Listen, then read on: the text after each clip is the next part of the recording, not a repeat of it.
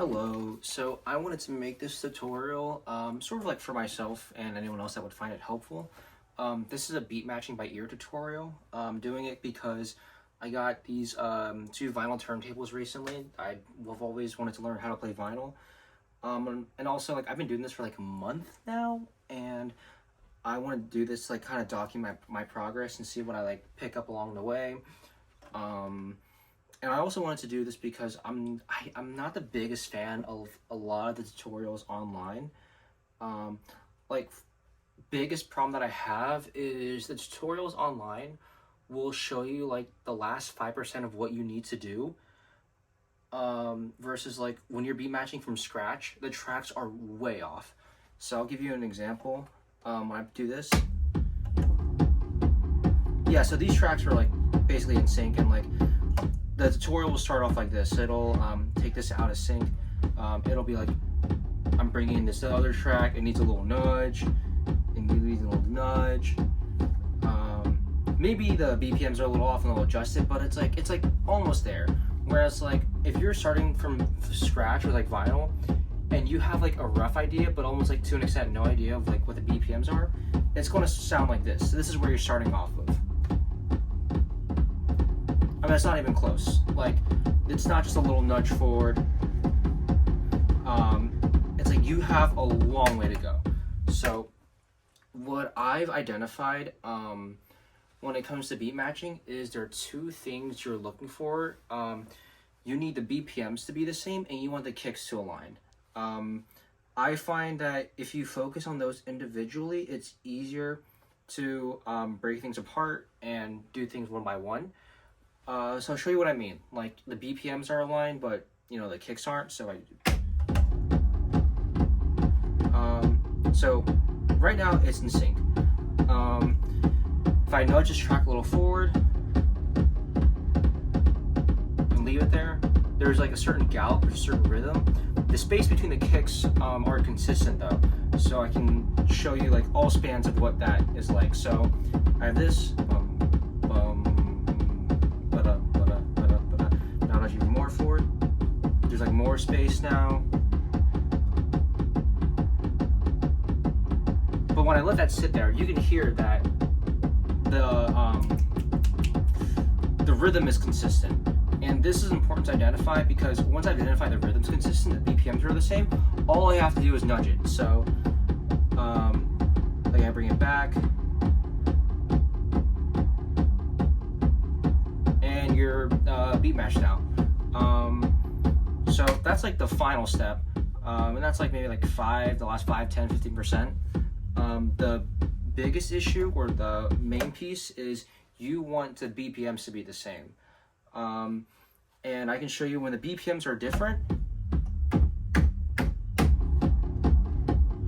the rhythm between the kicks is no longer consistent. So I want to make this track slower. You've lost your rhythm now. So now that like I demonstrated like each individual piece, I want to show you how you get there. I know that this track, the incoming track, is going to be slower. You can make it faster, you can make it slower, but you just need to know which one. So once you've identified that, I want to take you know what, actually, fuck it. I want to put tape on both of the BPMs, so that way we have no idea what's what. So there's that. And there's that. So tape on that. Tape on that. Which one's going to be my incoming? This one's going to be incoming. Track on the left is going to be current track. So I want to mess with the tempo fader. I want it to be around like 145, 150. Yeah, so that's good enough. So this is the current track.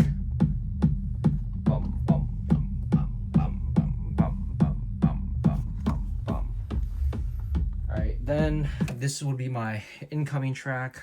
When I press play,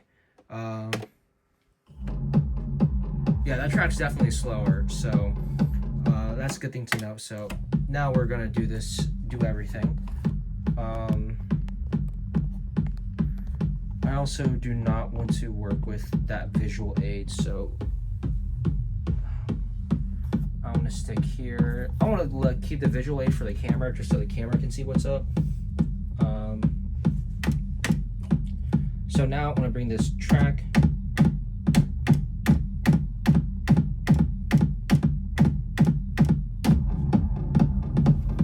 All right, so I know this this other track, it's slower, so I need to bring it up. And what I'm listening for, I really want to see that like the space between what do you call it? That the rhythm between the kicks is consistent. So I'm going to you can sort of hear it, but like this is the incoming track. I'm slowly making it faster and faster. Still slower.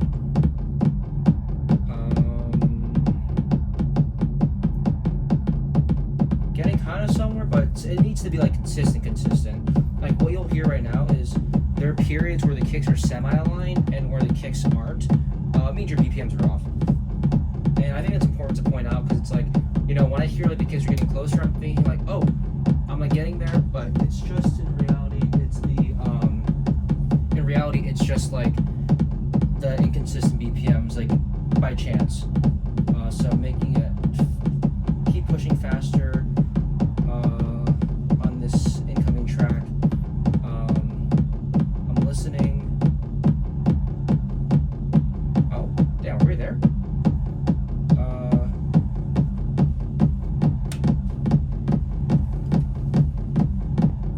Nah, something's still a little off. Okay, so now that like it's like semi-aligned, I'm gonna mess with the wheel a lot more. Actually, all right. So when I push the track forward, that's when it gets back into sync. So I want to keep the visual for here. So I'm gonna mess with the tempo and the wheel.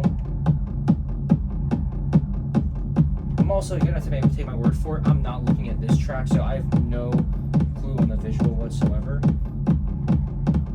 Oh shit. When I push it forward like that,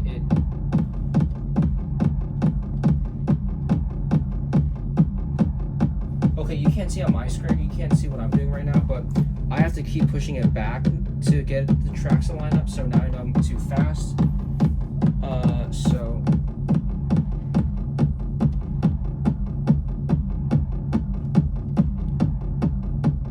okay, it's consistent now. I'm gonna let it sit for like 10 seconds. It's getting a little out of sync now. It's like overall it's there. Like I can bring both. I'm confident. Like I can let both of these tracks play, and I can just adjust the tracks as they go. So now let's take a look at like what the BPMs are. I don't even know what either of these BPMs are. So this one was at 142.9. This one is at 142.9. This one is, oh damn, that's pretty good. So now I can show like the same thing on vinyl. So currently I have this one and then I have that. So I'm gonna play this, and I think I pre-made these to be aligned already, so, or to have the same BPMs.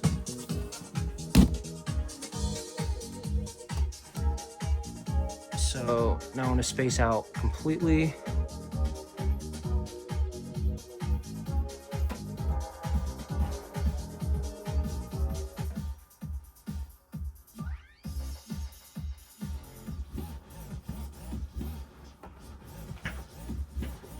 Okay, got that. I'm also not doing anything to the headphones just so I can like.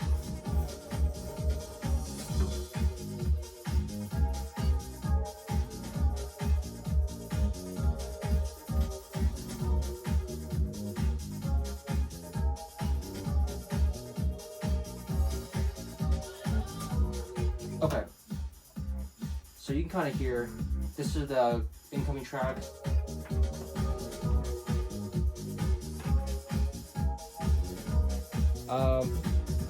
Overall it's there. So what I want to demonstrate is like the first thing where I said like you want the last step is for the kicks to align. So watch, if I slow it down a little bit, the kicks are off, but like the rhythm is consistent. In this case, I know I slowed it down, so if I just slow down even more, the rhythm's consistent. So I know like I'm really close. The last step, just nudge track forward.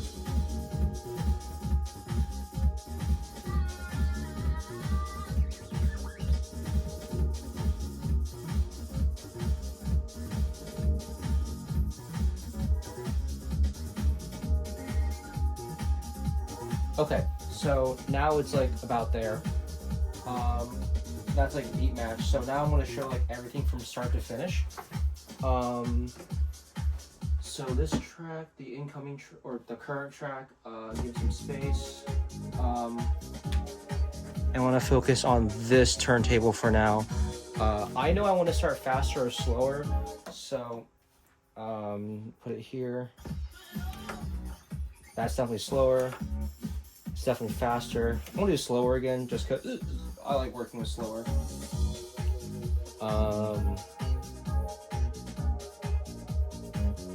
So here it is.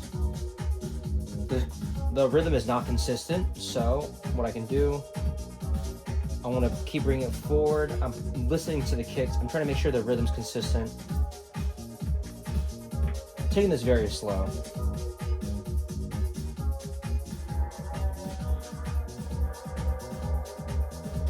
Taking a break. No, still not there.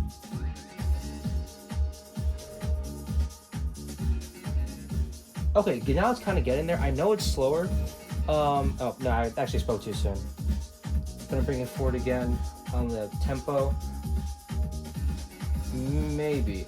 So I'm gonna try to nudge the track forward manually and see how far away I am. So once I manually nudge it forward, I'm gonna let it sit and see how long it takes to go out of sync.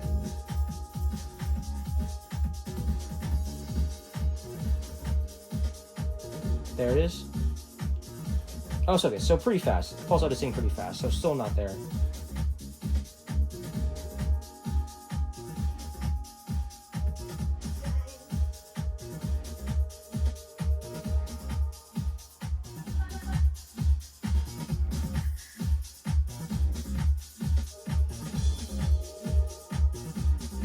Okay, now I'm gonna slow it down a little bit. Now I gotta slow down to get the kicks to align. So I probably made it too fast. Okay, I'm gonna let it sit. I think it's good. Okay, starting to get out of sync again, so slow down again. Yep, and I slowed it down to get it back in sync, so push the tempo down even a little bit more. Alright, so this is the current track. This is the incoming track.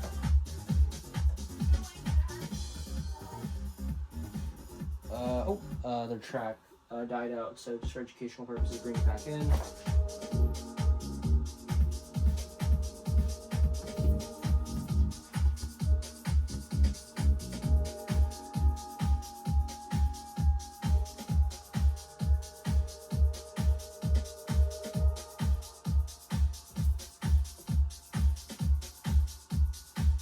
Just nudging it forward a little bit.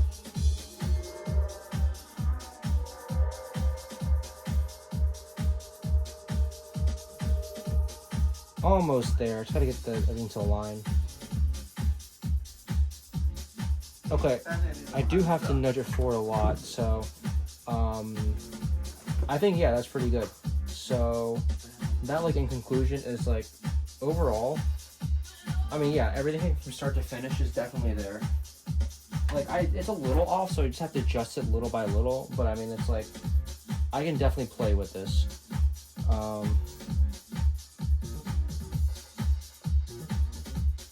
Yeah, and overall, like that's how you do it. So yeah, I hope. Oh nope, that's not good. I'll take a look at that later. Yeah, you can definitely tell I haven't been doing this for a while, but that's like in the month that I've been trying to beat match by ear. More, I've always been beat matching by ear, but more just like a final conclusion thing, never from like start to finish. Usually just use like the visual grid that's on like the XDJ. And yeah, I realized I really needed to learn how to like do things entirely by ear. Yeah, after I started playing vinyl. It's also definitely makes it's more fun if I'm being honest. I never thought I'd say that because I always thought I really wanted to bring everything in and out super quick, you know, just use the visuals, but like also a good safeguard, like if you made a mistake in record box and you didn't align everything properly, to do by ear as like a final confirmation is a really good thing to do. So yeah, that's how you do it. Hope you all learned something, and yeah, that was cool to do.